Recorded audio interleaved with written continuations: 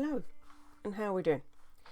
Welcome back, and in today's video we're going to be looking at how to do hexagon grannies. And to do this we are going to be using a crochet hook. This one, I think, I cannot see what size that is at all.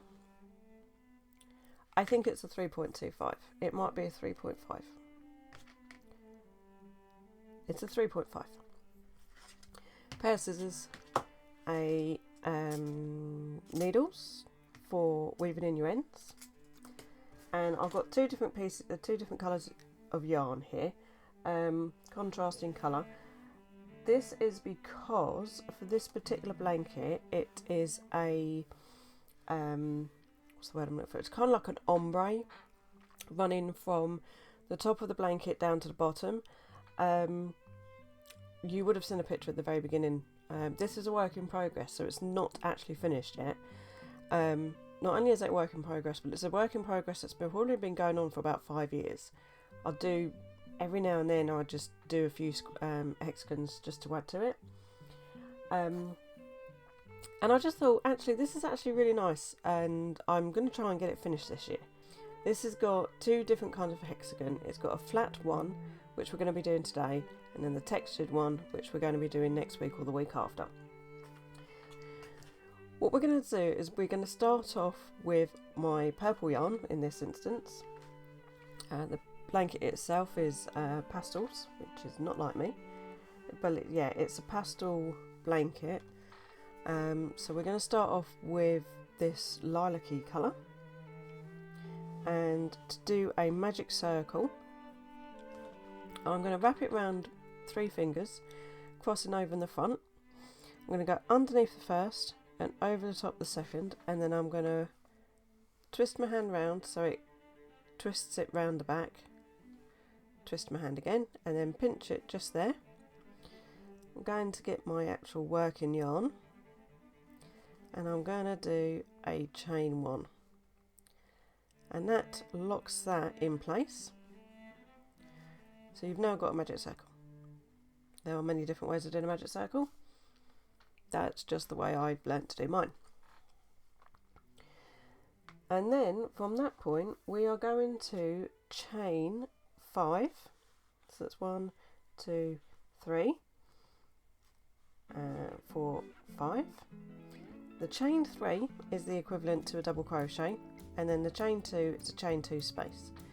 Sometimes when you're doing a double crochet in a chain 2 space, they can a double crochet as a chain 3 and then a chain 2 space, it can be a little bit big, so you may want to reduce that down to a chain 1 space on the very first stitch.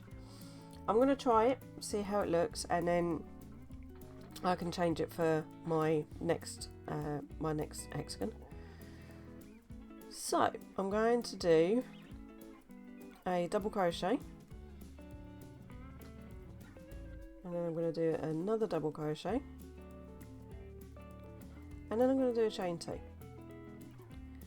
and then going to do a double crochet, another double crochet, and a chain 2. A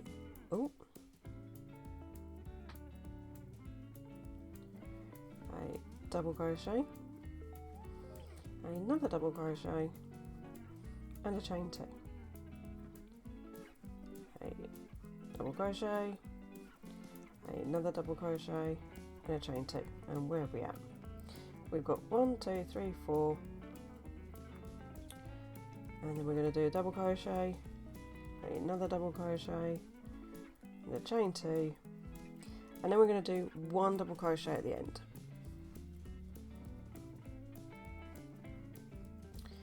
And then we're going to get our yarn end, our tail end, which sometimes can get a bit twisted around there, and then pull that tight, which then gives us a circle, and then we're going to join the top of the chain 3 on that stitch there. And now what you can see is we've got 6 groups of 2 with a chain 2 space in between each one. Now what we're going to do is we're going to slip stitch into that chain 2 space, and I'm going to do a chain 5 just there, and then I'm going to put in a double crochet in that space, and then I'm going to put a double crochet in each of the 2 double crochets.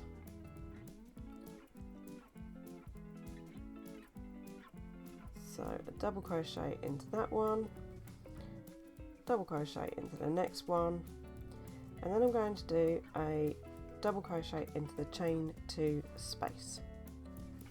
I'm going to chain 2, and then I'm going to do a double crochet into that space, double crochet in the top of each of the double crochets,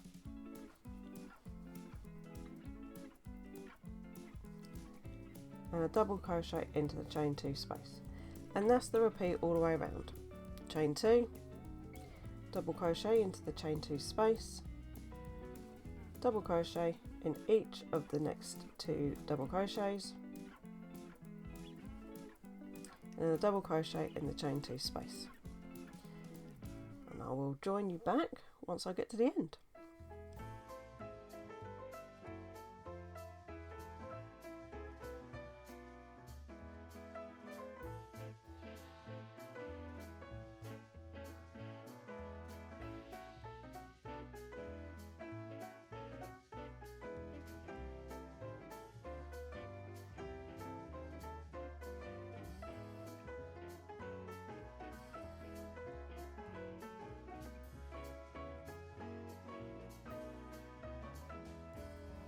At that point there, I'm just going to join with a slip stitch. Now at this point, what we need to do is fasten off and join our next colour. Now as you can see there, what I actually did was I just fastened off because I don't need that colour anymore, so I'm just going to find any particular chain 2 space,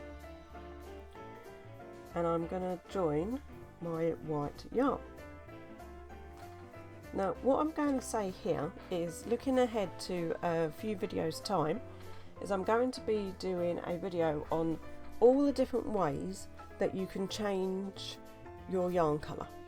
If you've got any tips and ideas, or you think you know of a way that you do it which is different to many other people, put it in the comments box, let me know how you do it, and I'll try and make a video on it. So put them in the comments box and I'll have a go at doing that one. That video should be out in a few weeks. Okay, so from this point we are literally just going to do the same thing again. I'm just having a look, and I do think that chain 2 space there is a little bit too big compared to all of the others, so I am going to bring that down to make that a chain 1 space. So I'm going to chain 3 for my double crochet, and then I'm just going to chain 1 for my chain 2 space, and then I'm going to do a double crochet into that spot, into that chain, the below chain 2 space, and then I'm going to do a double crochet in each stitch across. Now in this instance we've got 4, so that's 4 double crochets,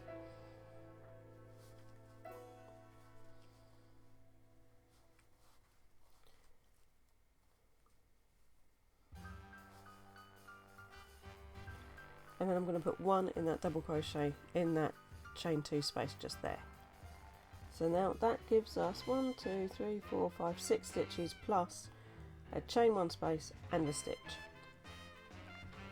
I'm going to chain 2, and then I'm going to do the same thing again, 1 double crochet and then 1 double crochet in each of the 4 stitches,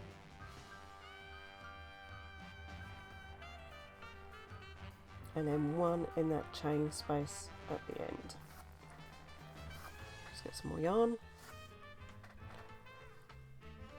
and I'm literally just going to do that all the way around.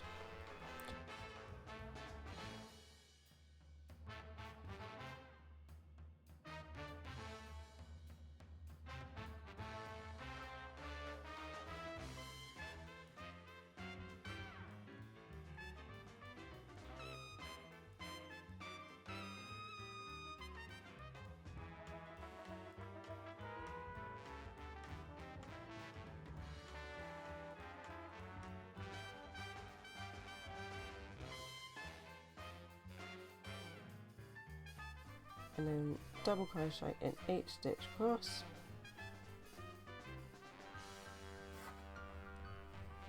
Sometimes it can be a bit difficult to find that first one, so 1, 2, that's 3, 4, that's 5. That one there is number 6, so we're just going to join with a slip stitch into that space, and then I'm going to slip stitch into that space again. Just pop this down. So now you can really see the shape coming out. We've got the hexagon, the 6 sides coming out. Now you might see there's a bit of a hole there, but you just get that end, pull it tight, and it will close up again. When you're weaving in your ends, you can set that to be the size you want it to be, which we will get to in a sec. So I'm just going to do another 2 rows, increasing as we go around. So where this is currently 6 stitches in between, I'm actually going to now do 8 stitches. So we're going to start with our chain 3, and then our chain 1 for our space. I'm going to do double crochet, and then I'm going to do a double crochet in each stitch across. That's 1, 2, 3, 4, 5, 6, 7.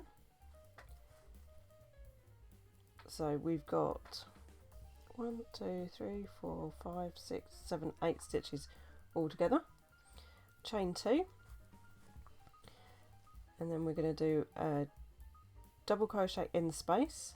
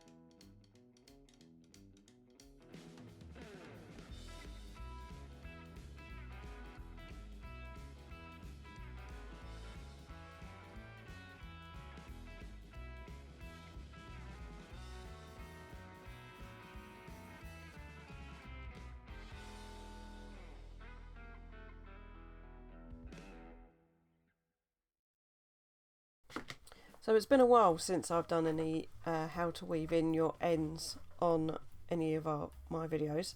So we're going to just go through that. So first thing we're going to do, flip it over to the wrong side. And we've got a number of ends here that are going to need weaving in. We're going to start off with the centre one. Now, as I said earlier on, this one does have a habit of getting a bit loose, and so you might need to tighten it up every now and then as you're working on it. But once you weave it in, it will stay there. So I'm going to start off by threading my needle, and in this instance I'm just going to go round that circle in the opposite direction to the way it's actually pulled. So to make it tighter I would pull it this way, so I'm going to go this way. So I'm going to overlap. There's a bit of stitch there that I'm going to go over the top of, and I'm basically just going to like go in and out of a couple of stitches as I'm going around in that circle.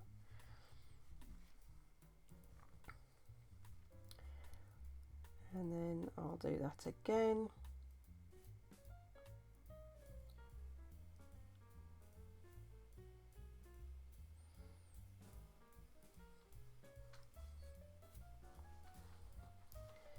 And then just to make sure, what I like to do is a little knot.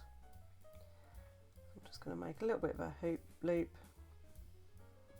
tighten that off, give it a bit of a tug just to make sure it's tight. And then I'm just going to move it along before I trim it off. I'm just going to move it along a few stitches.